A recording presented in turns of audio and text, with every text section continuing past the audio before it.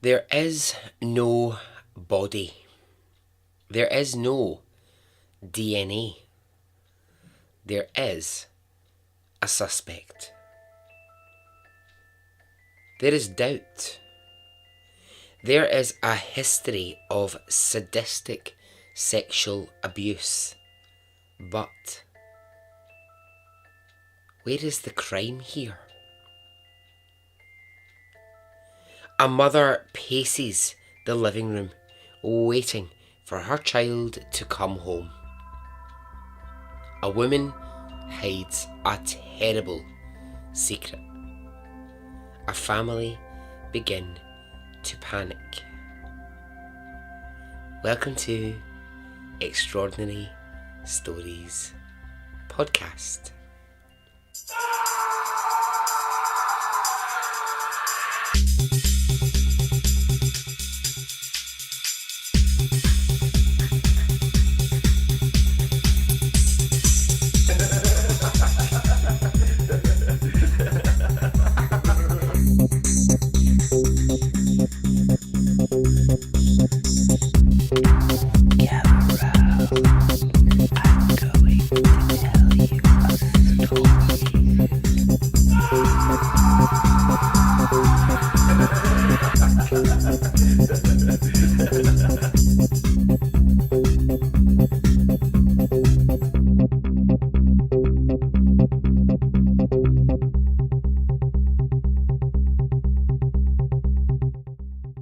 Hey, how are you?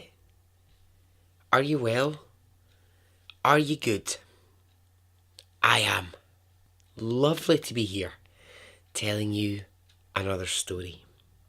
Thank you if you are one of the people who has shared the promo for Extraordinary Stories this week. I've created like a little sort of video promo with my voice on it. And it's sort of doing the rounds on Facebook, on Twitter, on Instagram. So if you've been sharing that, thank you. If you haven't, you can go onto my Facebook profile, Baz Henderson. That's me. You can find me and you'll find it there, and you can just share the bejesus out of it. That would be lovely. I was lucky enough this week to get a promo for the podcast, They Walk Among Us podcast, which is just a phenomenal podcast. So they played my promo this week, which saw little old Extraordinary Stories podcast get into the iTunes charts in the UK. So thank you for that over at They Walk Among Us. Thank you very much. Number 68 in the main charts and number 16 in the Society and Culture charts, which I loved. That's lovely. It's really nice. Although, right, I said to my mate, guess what? I was number 16 in the Society and Culture charts on iTunes. And he went, what's your podcast got to do with society and culture? I thought it was all people getting stabbed and like mutilated and all that shit. And that's a direct quote. That's exactly what he said to me. So I said, well, have you listened recently? And he was like, nah, mate, I've tried, but you know, I've not really got the time. So I said to him, right, look, well, it's a mix of stories. They're not all murder. Sometimes there's dogs. Sometimes they are inspiring people. Sometimes it's survivors. To which he replied, what the hell's that got to do with murder? Oh, I give up. I just gave up at that point. I was like, I'm not even going to have this conversation with you anymore because you're just not hearing what I'm saying. Hopefully, if you are listening, you get that it's not always murder. Okay, I'm just going to do some quick shout outs and then we're going to get on with the story. Okay, firstly, Jerry Penn. Hello, Jerry. Hello, Jerry. Thank you for supporting me and the podcast through Patreon. I really appreciate it. I can't tell you how much I appreciate it. Thank you. Rebecca Kilkenny Mullins.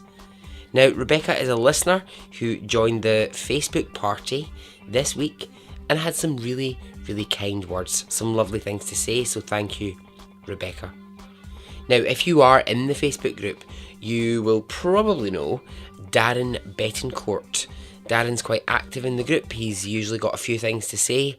Darren's having a rough time because his wife Paula is having a tough time health-wise. So, get well soon, Paula, and hello, Darren. I hope that you both are okay.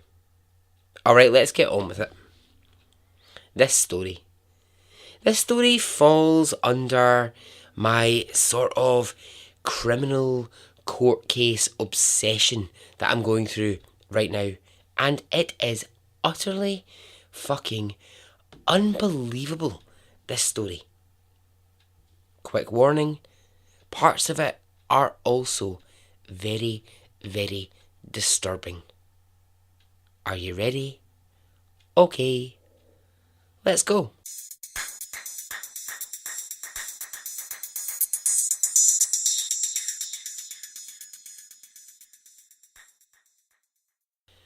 Okay, so we are in Louisville, Kentucky, USA.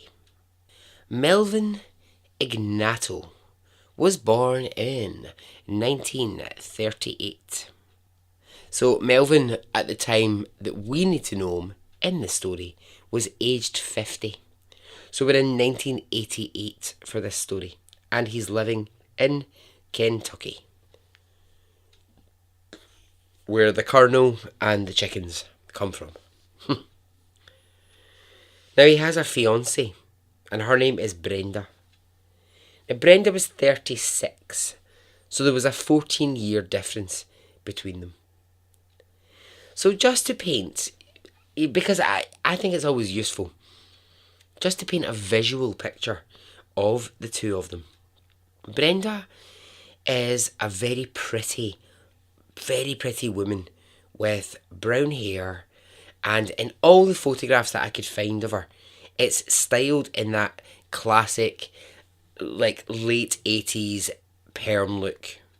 You know, she wore like really lovely clothes, and she had this big, massive hair.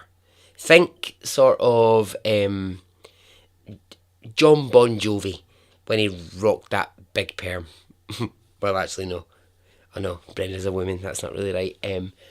Think Barbara Streisand when Barbara used to rock that big 80s do.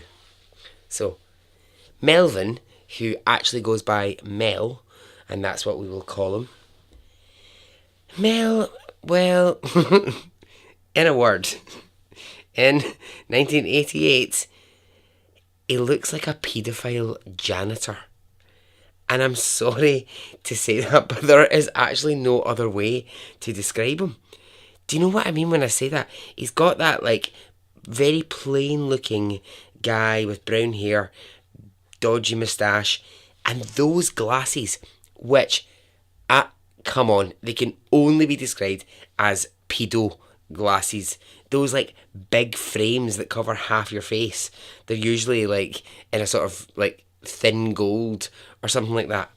I call them that, right? I call them that because I swear for years, every time there was ever a pedo on TV or someone who had been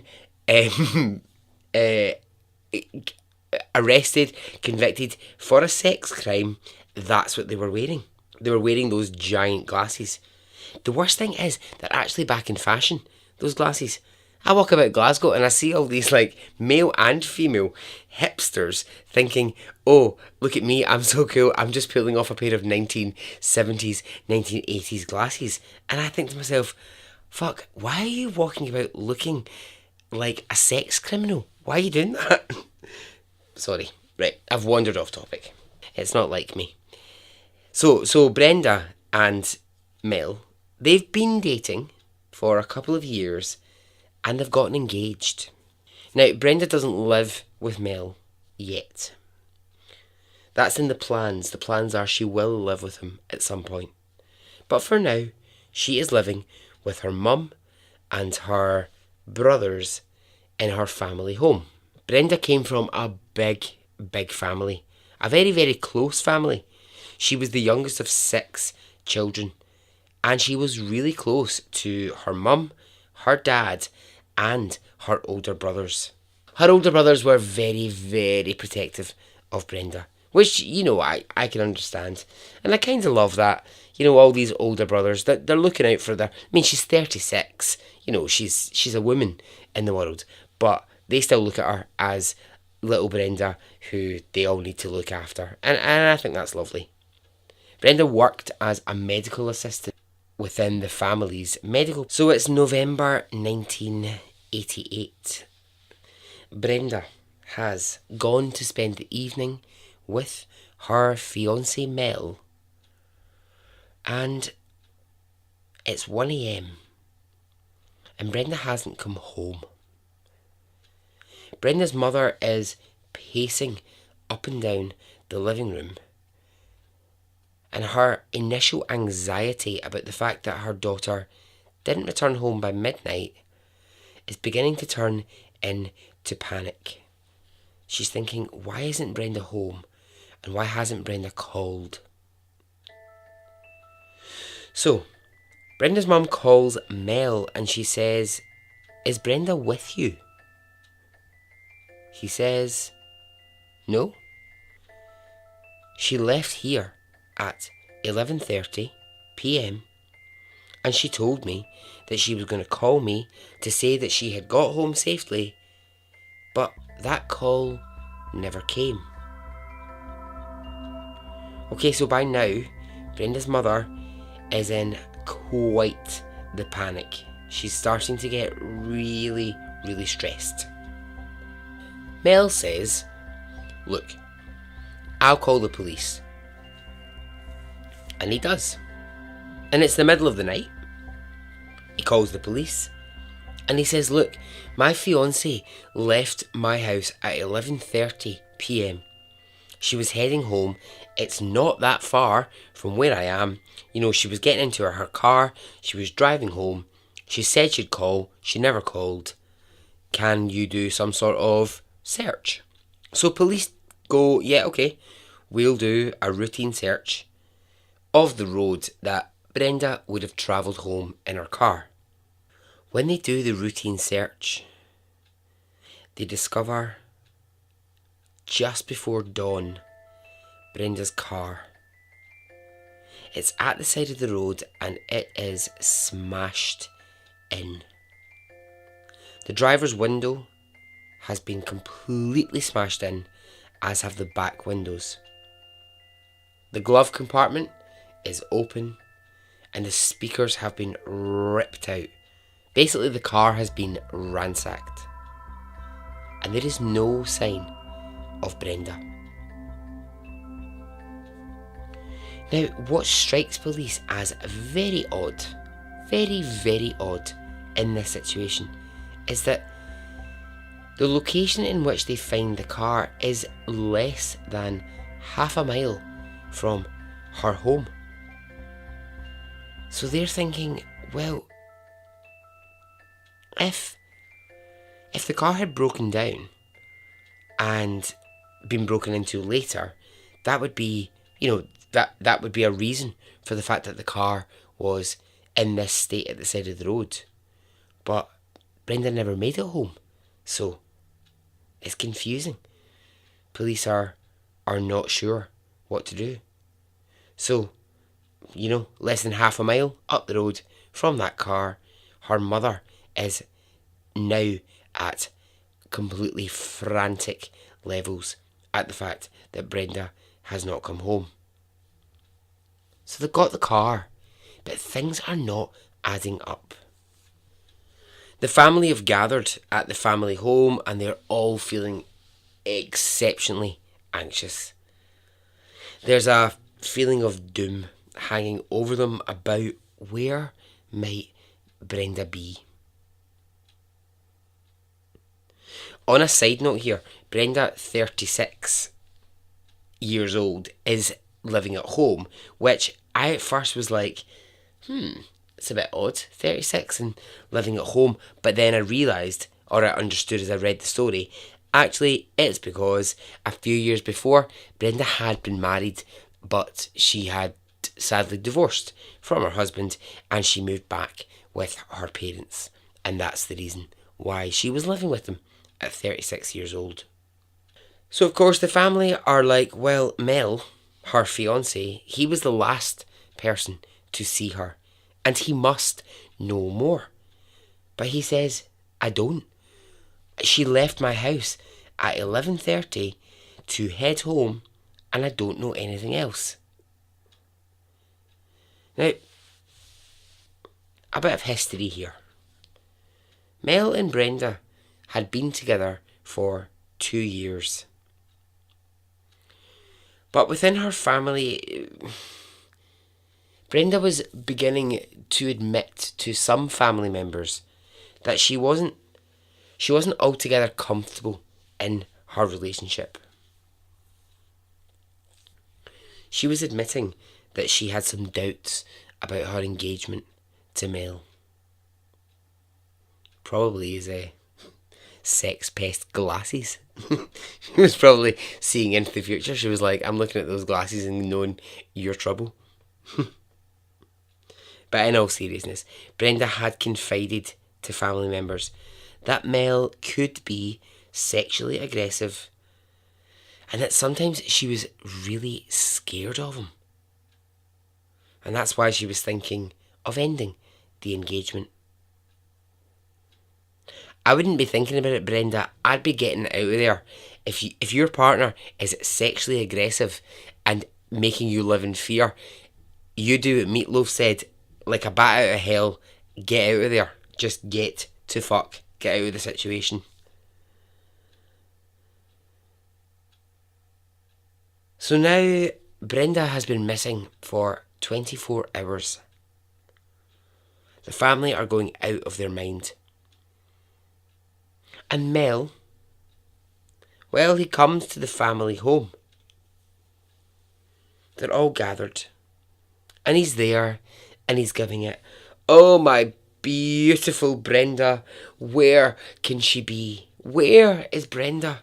Oh, she left my house at 11:30 and she's not, I don't know where she can be, and what does it mean that they found her car, and I'm so distressed and I'm so upset. They're all like, yeah, mate, keep your bad acting to yourself. Keep your pretend anxiety to yourself, because nobody in that family trusted Mel. Not one of them trusted Mel Ignato for a second. A few days pass and there is no sign of Brenda. One of the family members goes to the police and says, right, look, Brenda has told us he can be very, very scary. He can be violent. And I want to formally report that she was scared of him. Let's just look at Mel for a second. Mel Ignato. Well, as I said, he was 50. He had previously been married. And he had 3 adult children. The house he lived in Louisville, he shared with his mother. What is it with everyone in this story living with their parents? For fuck's sake, move out. Anyway, Mel was described as controlling. Lovely. Just what you want people to say about you. So police, of course, they will always look at 2 things straight away in the case of a missing person. The first, who was the last person to see them? Who is their current relationship with? Both of these were Mel Ignato. So police decide to go to his house, right? They just want to chat with Mel. They're just going to have a conversation with him and see what they can figure out. So when they get to his house, Mel has on the kitchen table something which I think if I was a police officer, I would be like, there would be a siren going off in my head, as I'm sure there will be when you hear what this is. Police get to his house and he's sitting at his table in the kitchen And he has lots of notes, many pieces of paper, and they detail, in excruciating detail, the last 48 hours of his movements. He has written down everything that he has done, including his time with Brenda. So it's things like 9 a.m, 8 breakfasts, 2 eggs, 1 slice of toast. 1 p.m, we drove to an art gallery. It was raining. Brenda was driving. 5 p.m, we watched TV. We discussed blah blah blah blah blah. It's in like real massive detail, and there's just hundreds of bits of paper. Now that's pure alarm bells going off in your brain. That's a real worry for police. But without Brenda showing up, or without really much to go on, there's very little police can do, except say to Mel, and they make this clear, we are watching you, Mel. We don't really have anything to go on, but we are watching you. Now, so they have the car. It's giving them fuck all in the way of evidence. And so Brenda, she's just being looked at as a missing person. A search of the local area begins, and then the FBI become involved, because the Louisville police, they begin to fear that maybe this might have been a kidnap. Was Brenda taken from her car in the middle of the night? They don't know, so the FBI become involved. Police, and you know, I know sometimes when telling true crime stories, it can often be like, oh, the police didn't do this and they didn't do this and whatever. But I do think with this story, I think, you know, I'm kind of on the side of the police here, because I think there was really nothing for them to work with. They had nothing that they could really be going on. So what they do is they think, well, see, rather than us all sitting about twiddling our thumbs and going, isn't it a mystery that woman just completely vanished? They decide to use their time, their efforts, to look deeper into the life of Mel Ignato, and specifically into his life before Brenda. And when they do, it's just horrifying. The kind of terms that they come across are con man, compulsive liar, sadistic, sexually deviant, and evil.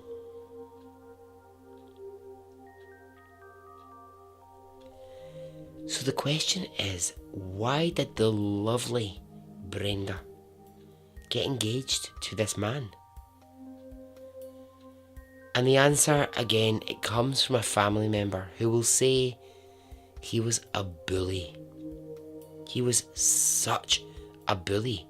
He gave her an engagement ring, and when she was scared to say no, threatened her. He made it clear that she was going to marry him.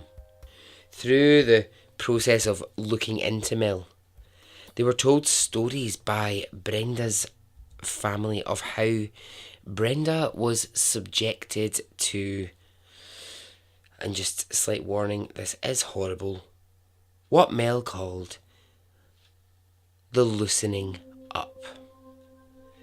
And the loosening up of Brenda for Mel involved hardcore porn, weed, tranquilizers, and at one point he tried to put a chloroform rag over her face, telling Brenda all the time she was frigid, she needed to loosen up. He just sounds like the biggest fucking dickhead ever. Now, This won't come to you as a surprise, but nonetheless, it's sad and it's horrible. Brenda's mother, since the evening when her daughter didn't make it home, has waited in the living room for her daughter to return. She's barely eaten in weeks. She's slept only a couple of hours every night, waiting and waiting for Brenda to walk through the front door. But in her heart, in her absolute heart, she knows Brenda's not going to walk through that door. She knows Brenda is dead. She can feel it. And she's right. Brenda is dead. Brenda's been dead for 3 weeks now. Police don't have a body. They don't have a confession. They don't have any evidence to work with. But they also know by now they're looking for a dead body. It's a horrible, terrible situation where actually nobody is saying the words out loud, but they all know Brenda is dead. And they're right. Now, horrifically, absolutely horrifically, there are so many of these cases in the world. And if you're someone who listens to true crime podcasts, you'll hear these all the time. A woman goes missing, never returns, and when all is said and done, it comes down to the boyfriend, the fiancé, and this is no different. Except it is different. It's very, very different. And I wouldn't have chosen it as an extraordinary story if it wasn't. It's how Brenda died that's extraordinary. It's what happened after that that's even more extraordinary. So, at a loss for evidence, police decide they're going to look closer at Mel Ignorto's life, where he worked, past relationships. So they call in his ex-girlfriends, just for routine conversation. One of the girlfriends that they call in is a woman called Mary Ann Shore. Mary Ann was an ex of his from a few years ago, but her and Mel, they'd still kept in contact. Keeping in contact with your ex, I've said it before, it takes a certain type of person to be able to do it. Well, I suppose it depends. It depends how your relationship ended, but during her routine chat, it's all like, when did you last see Mel? Do you know anything about Brenda's disappearance, etc.? They detect that she is a little bit shifty. They don't think she's being entirely honest, but they're not quite sure what they can pin down here. But she is a definite red flag. They're like, let's keep an eye on Mary Ann. During the time that she's being interviewed, she's allowed a phone call to someone. Now, police can't ever listen to these phone calls. So when you're being interrogated by police and you say, I want a phone call, 90% of the time I think it's probably phoning a lawyer. Or maybe it's phoning a family member to arrange a lawyer. And they can't hear who Mary Ann is calling, but they suspect that she might be calling Mel. So she goes under surveillance. Police decide they need to keep an eye on Mary Ann. And the same day as she has been questioned, when she leaves the police station, the first place she goes is to visit Mel. Police, seeing that she has gone to Mel straight away after one interview, they call her in again. And this time, they take an entirely different approach with Marianne. They're not so exploratory and trying to just be nice and figure out some facts. This time it is much more aggressive. It's tell us what you know. You know something. Tell us what it is. Now she's obviously going, I don't know anything. I don't know a single thing. And they're going, you're lying. Why did you leave here after your first interview and go straight to Mel? Tell us what that's about. Now, I think this is a slightly dodgy police moment here, right? If I've ever heard a dodgy police moment, I think it might be this. The police officer who is interrogating Marianne is happy as Larry to go on to many documentaries and talk about how he acted towards her in that police office when she was being questioned for a second time. He said to her, look, here's the thing. Brenda is missing. She was bright. She was beautiful. And he actually says to Marianne, you're neither of those things. You're fat and you're ugly. So tell us what you know.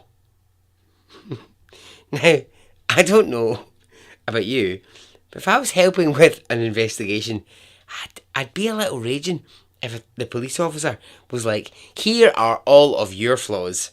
You're ugly. You are an ugly person. It just made me think of that, do you remember that really shit shampoo song? UGLY, you ain't got no alibi, you ugly, you ugly. Remember that terrible, terrible song that was out years ago? I think of that. But honestly, I think that's a really... And this guy, this police officer, he's more than happy to be on all these documentaries going, yeah, I just told her she was ugly. I just said, Brenda was so attractive.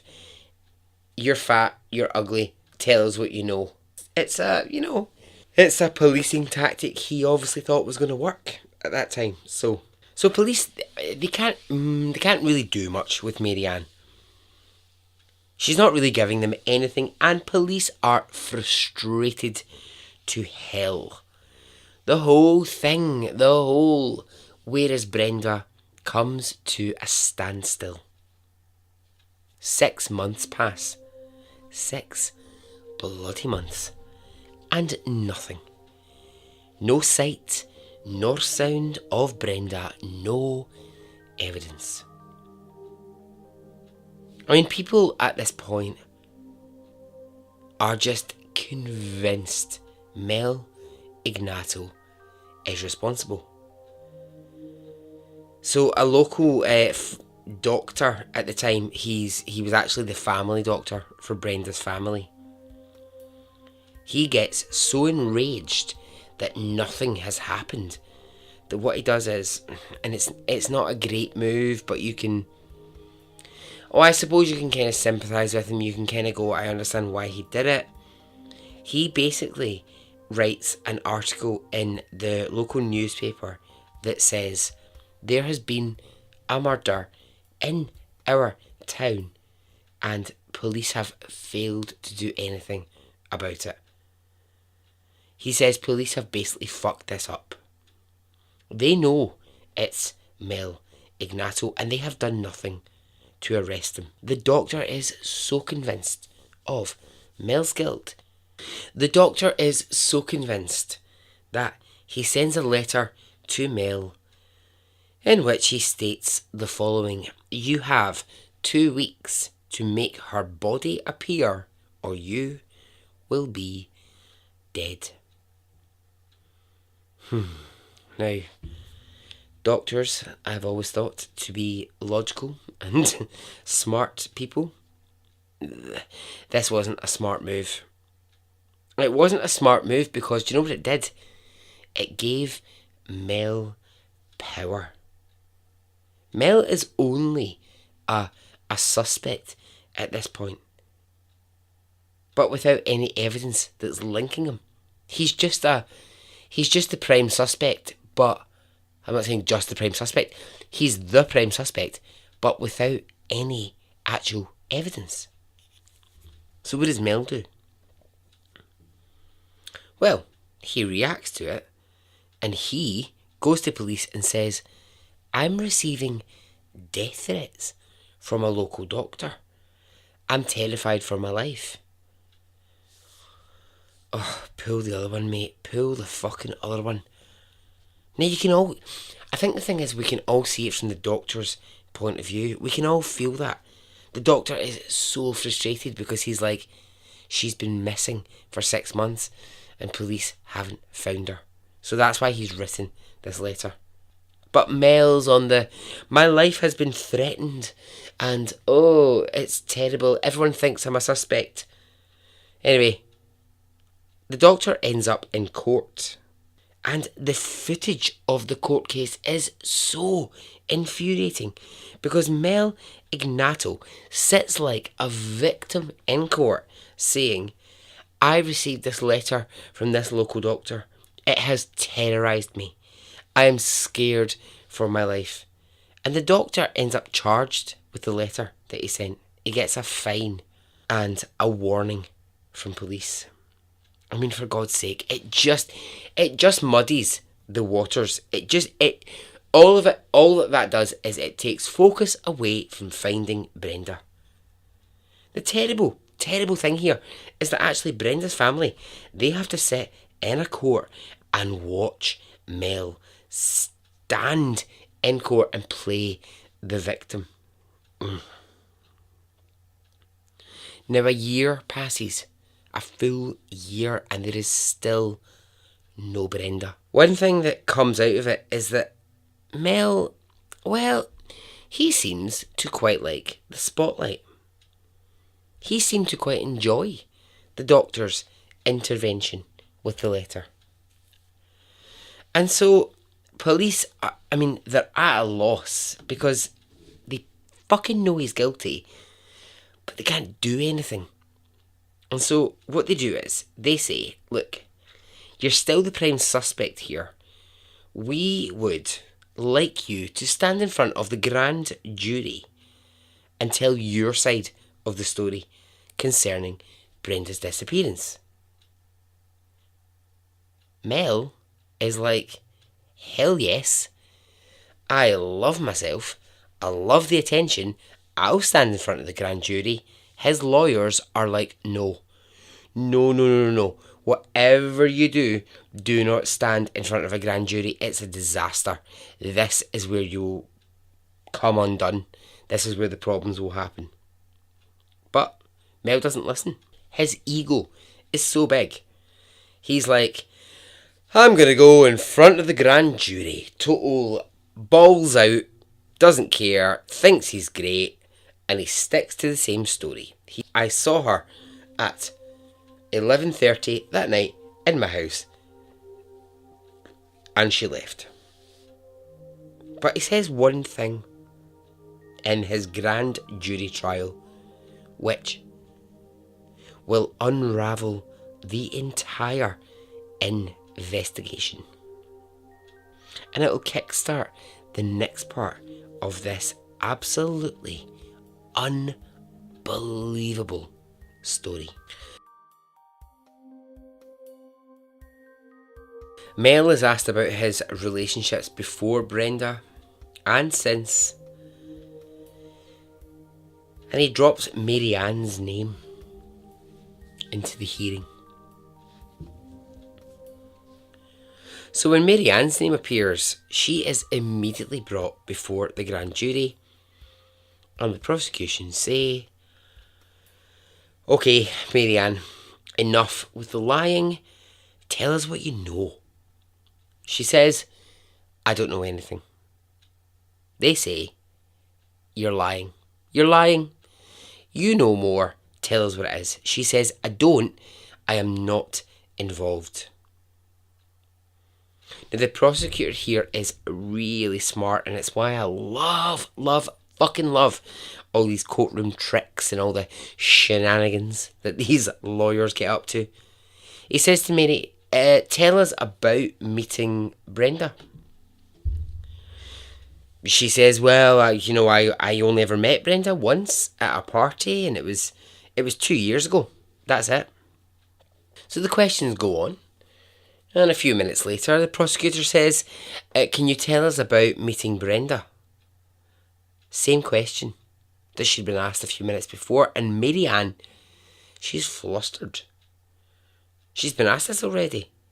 But the problem is, Mary Ann can't remember what she answered a few minutes ago. And she asks the prosecutor, sorry, do you mean the last time that I saw her? And the prosecutor says, well, yeah. But you've told us you've only ever met her once. You're now implying it was more than once. Can you expand on that, Mary Ann? Mary Ann gets up from the courtroom in front of the grand jury and she runs for the door. She gets out and she flees the courthouse. Okay, Mary Ann, you've got a story to tell. You've got something to say. Now, I'm quite good at getting stories out of people. It's a skill. I think if you'd just given me 5 minutes with Mary Ann in a room, I would have had that story. I would have had it much quicker than police. Okay, quickly within days, Mary Ann is in front of the grand jury and she has some answering to do and she does it. The story that she's going to go on to tell must have been so brutally heartbreaking for Brenda's family to hear. She explains that Mel knew Brenda was planning to leave him, and when he heard that she was planning to go, he wanted to kill her. So he came to his ex-girlfriend, Mary Ann, and he said, I want to kill her. Will you help me? Mary Ann says, yes, she would. And this is what they did. They planned the murder meticulously. First, they dug a grave for Brenda behind Mary Ann's house in a forest. Second, Mel gathered together the items they would need. Black bags, duct tape, a clothesline rope, a camera and spare camera film, and a bottle of chloroform. And this is what they did. On that day that Brenda vanished, the day he says that she left at 11:30 at night, he took Brenda to Mary Ann's house on the pretence that he needed to pass a message to Mary Ann urgently and that he had to do it in person. Now when they got to the house, he told Brenda to come in to Mary Ann's house while he spoke to her. Brenda complied, not delighted that she was at her fiance's ex-girlfriend's house, but okay. And she goes in. When they get into the house, Mary Ann locks the door behind them. At this point, Mel grabs Brenda by the wrists and he handcuffs her to a coffee table. As he did this, Mary Ann got the camera. She was about to begin to photograph the torture that Brenda was about to go through. Remember I told you about the list, the detailed list that he had written when police visited him? Well, in this moment, with Brenda chained to a table, he produces another list, and it's all of the things that he intends to do to Brenda. It details how he plans to rape and torture her. And he does. He rapes her while she's chained to the table, and Marianne takes pictures. He moves her to another part of the house to rape her again and again. Marianne is there with the camera. Mel beats Brenda with heavy objects around the head and around her body. He puts a towel dipped in chloroform over her face and smothers her to death. When she's dead, he puts her dead body into a massive black bag, and with the help of Marianne, they carry Brenda's body into the grave that they had dug a month before.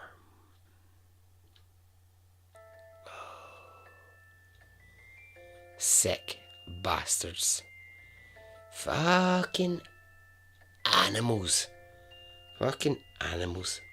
Now this information is being heard for the first time in the High Court. High Court? That's Glasgow. What am I talking about?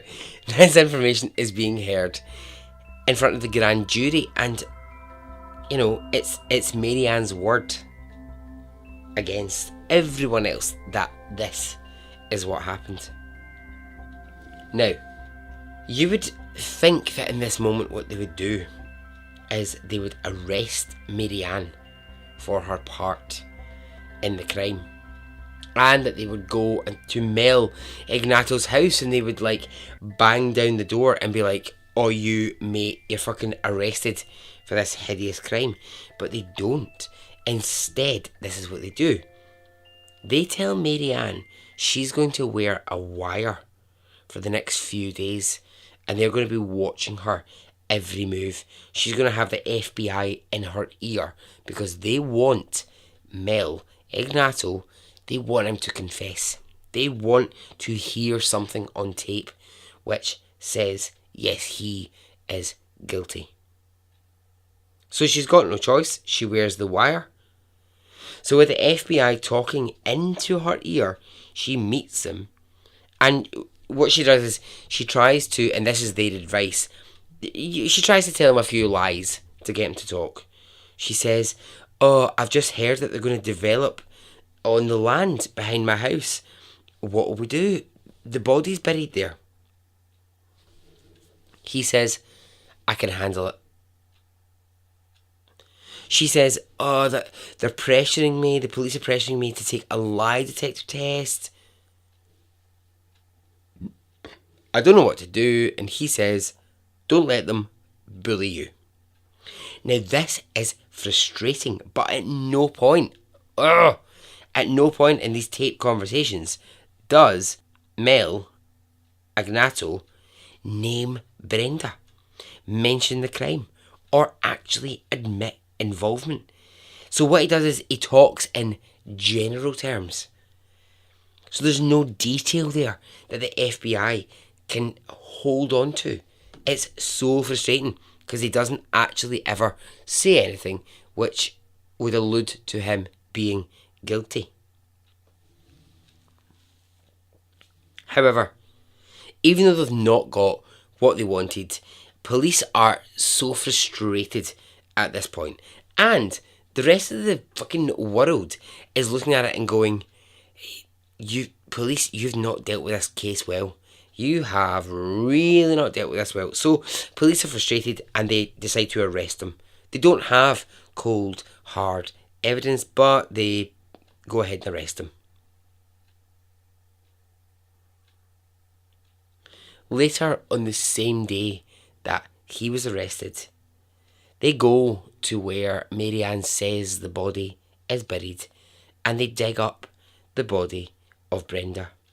It's exactly where Mary Ann said that it would be. Poor Brenda's family, they are devastated at this, and they're broken by the fact that her body has been found.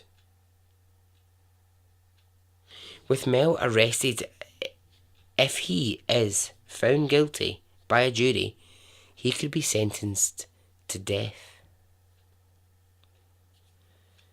So, while Mel is in prison, police search his home, and they find some remnants of that evening with Brenda. They find like bits of black bags. They find the ends of the clothing line. They find the camera, but they can't find the photographs. They're thinking at that moment, they're like, there's more to find here, but we just don't know where it is. We just don't quite know how to find it. So, court time arrives. And the prosecutors, they feel they have a great case here. They have a brilliant case. Because what they have is, they have the belief that everybody knows he is guilty. And they have Mary Ann, who can get up there and she can tell the entire story. Boom. Job done. He's going to be found guilty and he's going to be killed for it. So, time comes. Court arrives. But just before that happens, this is really tragic. But within a year of Brenda's body being found, both of her parents die. First her mother, then her father. Both die of different health complications, but the truth, as we so often hear it, and we know it to be true, it's actually the shock of Brenda's death that killed them.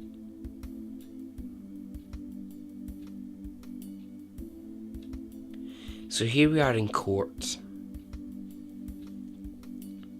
Mel Ignato is charged with the murder of Brenda. And you would think that would be the end of the story. But I'll refer you to my earlier statement. I said that tragically in the world, as we know, these kind of stories, horrible as it is, happen. And the truth is, we're all, as true crime listeners, we're all familiar with these kinds of crimes. And I wouldn't have picked this one, again, if it wasn't extraordinary. And oh my God, what's going to happen next is insane. At the court case, where Mel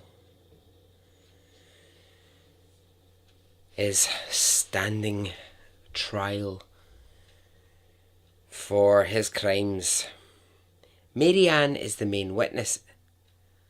She tells the court in detail the events of the evening, the murder, and those details are shocking. The same ones I just told you, the chained to a coffee table, raped, photographed. But overall, there's something a little bit wrong here. And it's this. Mary Ann turns up to court in a really short skirt and a really smart blouse. Her sort of mousy brown hair, it's now like peroxide blonde, and she's wearing like really fashionable glasses, not from the sort of sex criminal range. But she's just got this difference about her. She just looks like an entirely different woman to who police first interviewed. And in court, she acts in the oddest ways. She sits back in the seat when she's being cross-examined. She crosses her legs. She's really overly casual in her manner. It's really bizarre. It's like watching her describe Brenda's death is almost as casual as, I don't know, like she's describing the latest episode of America's Next Top Model. It's weird. She doesn't look stressed. She doesn't look under pressure. It's that kind of like thing in a film where, you know, like when someone goes from like mousy to attractive in a heartbeat. I'm thinking of like, do you know, like in Batman, when Michelle Pfeiffer suddenly goes from being the really mousy person, and then all of a sudden she's like wearing leather, and she's like, oh yeah, I'm Catwoman, ooh, Catwoman. You know what I mean? Like that kind of like, it's this sort of, well, I'm not gonna lie, Mary Ann's not exactly a Michelle Pfeiffer, she's not, but that's the kind of transformation I'm talking about. It's just like this weird thing of going, she was this quite mousy, and now here she is, sitting with her blonde hair, looking like she owns the place. She's so like relaxed and just like, yeah, whatever, courtroom. It's very strange. So, the reason I'm pointing that out so much is because it is desperately important, because Mel Ignato's defence team, they jump on this and they claim straight away Mary Ann is actually the killer in this situation. She's the crazy ex-girlfriend and she's the one who killed Brenda. They're saying, look at her demeanour, look at the way she's sitting in court. She looks like she doesn't give a fuck. She's sitting there, she doesn't care. And it gets emphasised again in court, over and over and over. There is no physical evidence to link Mel Ignato to the crime. Now, hearing this story, you're thinking, like I was, yeah, fine, okay, but surely a jury are going to see through all of this. They're going to see through it all. They are going to know what the right thing to do here is. They clearly know it's Mel who is responsible for Brenda's death, and the right thing will be done. The jury rests.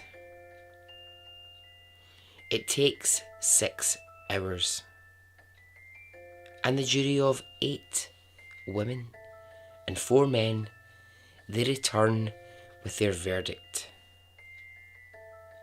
As Brenda's family stand in court, Mary Ann is standing, Mel is standing. Press from around the country have gathered. The jury present their verdict. They find Mel Ignato not guilty. They believe he played no part in Brenda's death. What the fuck? What the fuck happened there? What happened? Oh my god. This is years of people believing and knowing that Mel was guilty, and here he is, he's a free man. I found this really interesting, right? I kind of loved this fact when I found it. The judge who was presiding over the case, he writes a letter to both the defence team and the prosecution team, and he says this: I will never understand how a jury came to this decision. He writes a long letter about tricks in court, things gone wrong, information being misconstrued. And he finishes his letter by saying, in the case of Brenda Schaffer's death, one day justice will be done. So, I mean, it's pretty fucking bad if even the judge is like, come on, jury, you have made the wrong decision. I mean, I know the law is complicated. You know the law is complicated.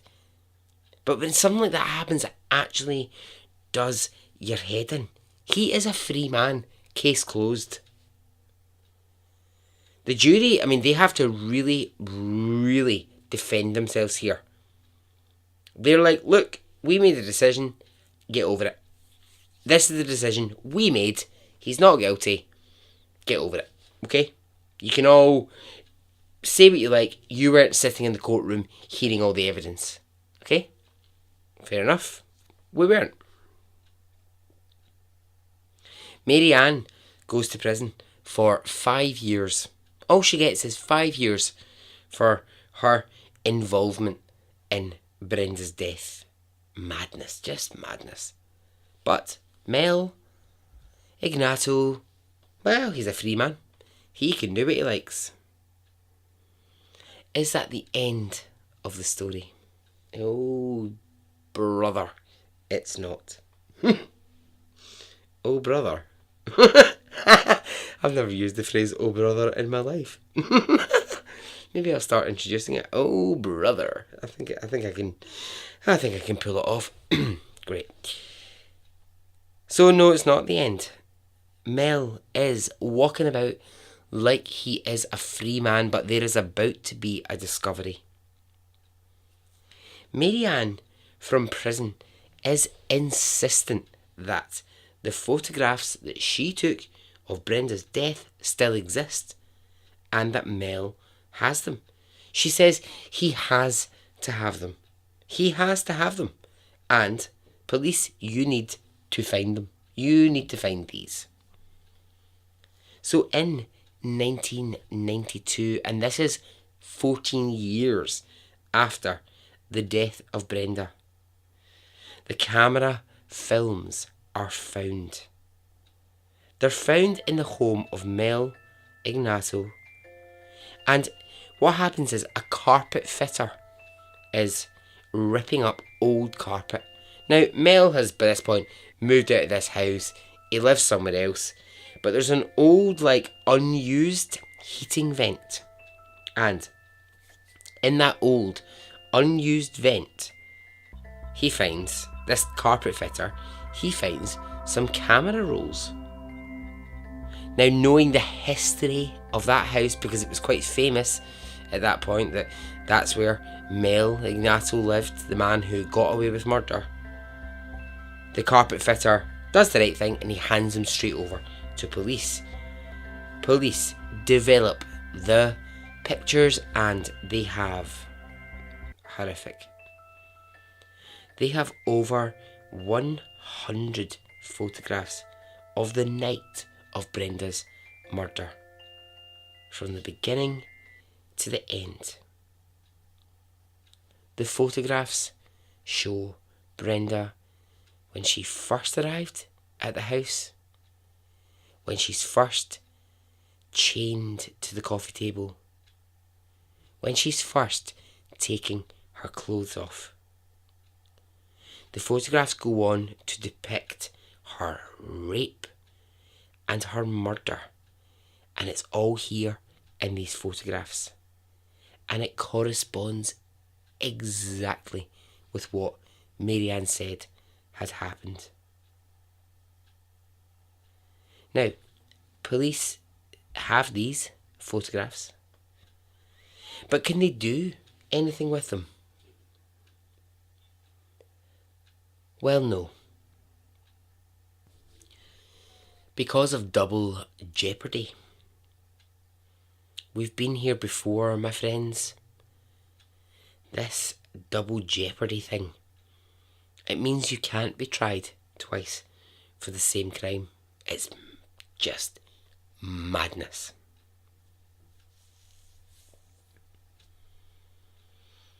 It's going to get even more mental, this story. Even more crazy. The police, they really, really want to get Mel Ignato on something. They have these photographs, but he's been found not guilty. These photographs didn't appear until after the trial, so they're fucked. They're absolutely fucked. They don't know what to do at this point. So they say, right, okay, well, now that we have the evidence, we can at least get him on a perjury charge. They say, right, like, these photographs will prove you lied in court. You told a jury that you don't know anything about Brenda's death. These photographs say otherwise. I mean, if you're to zoom out of that for just a second, that is madness, isn't it? Like, I'm not going crazy here, am I? I've been living with this story for the past few days. I'm not going mad. That surely is the craziest thing in the world. Someone gets found not guilty, and then evidence turns up where it's like, there is you in a photograph with the dead woman. You are raping her, but the courts can't do anything about it.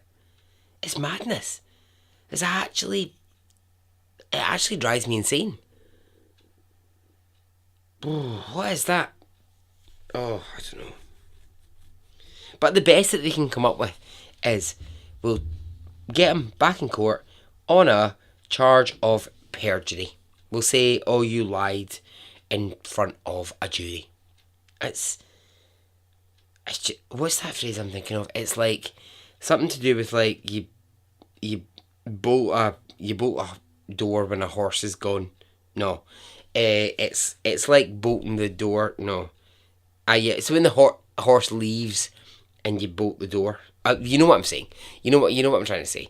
It's like, it's completely useless. They're now just trying to catch up with themselves on what has been just a major fuck up. So, get this for a fucking slap in the face, a kick in the teeth, a kick in the balls. Mel Ignato is brought in to a courtroom. He stands up and, in a previously agreed moment with the prosecution, if he can confess to the murder of Brenda, he will be given a light sentence for perjury in the first trial. So in front of a judge and a jury and Brenda's family, he says the following: yes, I dug a grave for Brenda. Yes, I took Brenda to Mary Ann's house. Yes, I raped and sodomized her. And yes, I covered her face in chloroform until she died, and then I buried her body. He then, this animal, turns to the family in court and he says, but Brenda died peacefully. Oh my God.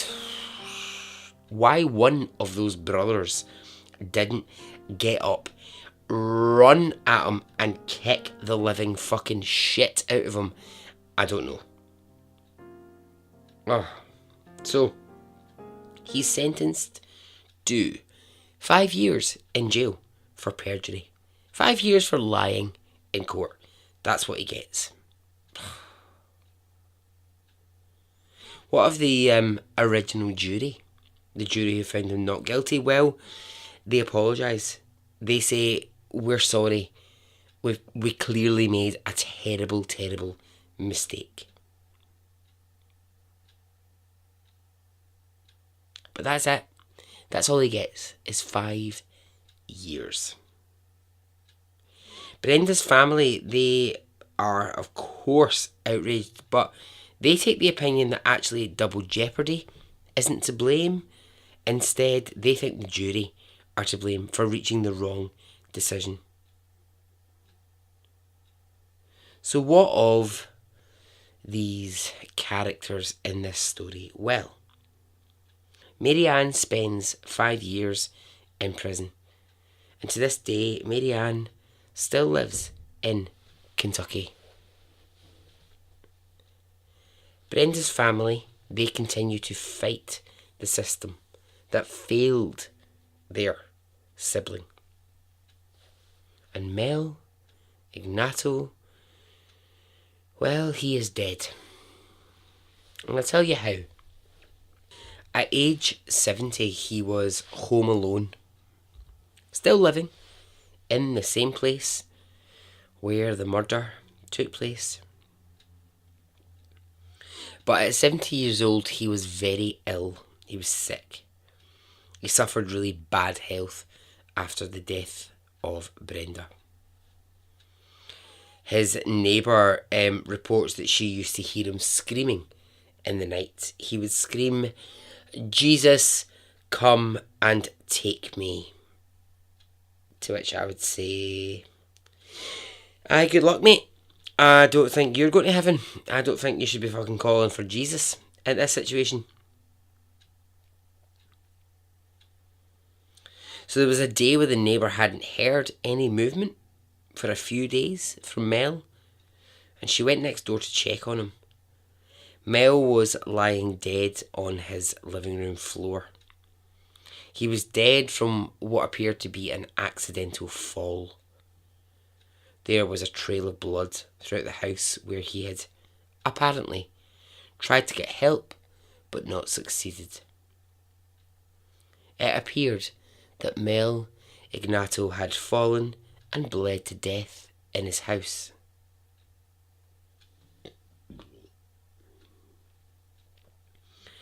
Now, if you are a believer in karma, you will be one of the many people who think, well, he deserved it. That's what was coming to him. That a slow, painful death was deserved. If you are a theorist and a true crime buff, you may like to entertain the slightly more, well, sort of mythology around it.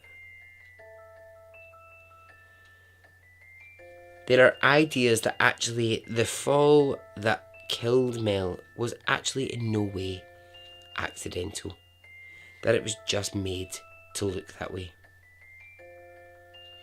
Conspiracy theories will say that the way his body was discovered and the blood throughout the house indicated that this was deliberate, and that the Louisville police, still embarrassed years later after the absolute fuck up of not getting him into prison for Brenda's death, saw his dead body in his house and they looked the other way. So who would want to kill Mel Ignato? Someone in Brenda's family? Someone in Mary Ann's family? Or someone who harboured a deep resentment that he had never gone to prison?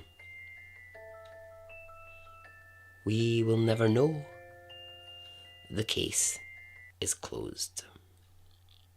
And so ends the story.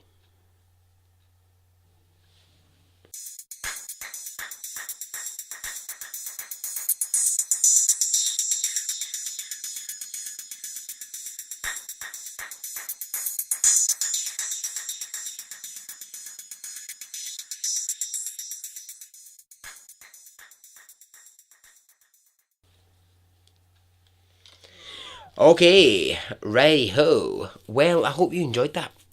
Hope you enjoyed that story. It's a really fucked up, crazy one that just like past few days I just keep trying to get my head around it and keep getting like moments where I'm like, what the fuck?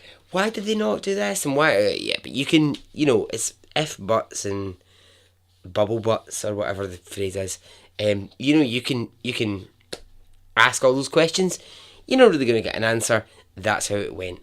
But I hope you enjoyed it. I hope you enjoyed this story. So I'm just gonna get out of here. But I'm gonna say, first of all, I'm just gonna say before I leave, thank you, thank you, thank you, and I mean it so much. Thank you so much. If you've been one of the people who's gone on and left me an iTunes review, because the iTunes reviews are coming in thick and fast at the moment, and they really help me out. They massively, massively help the podcast out. So thank you very much if you have done that. As always, if you want to join the party over on the Facebook group, get involved. Just come on down. Don't even think about it. Don't even hesitate about it. Honestly, get yourself involved. I've got a Facebook page. You can like that too. There's Twitter.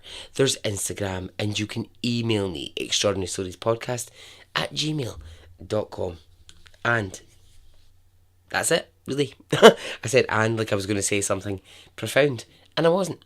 Just remember, all the time, when you look in the mirror, you are a beautiful person. You are not ugly. Ugly. UGLY, you ugly. You're not, right? Nobody is. So, I don't know what I'm going on about anymore. I've lost my mind. Alright, until the next episode. Thank you for listening. Okay, goodbye.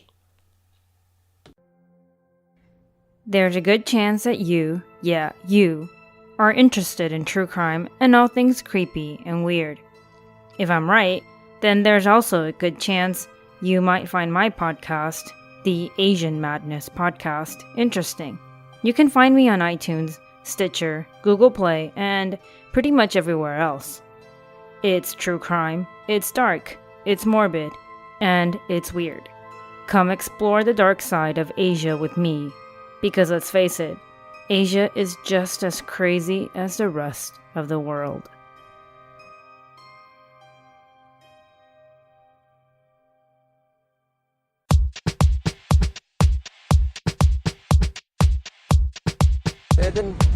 It didn't affect me really one way or the other.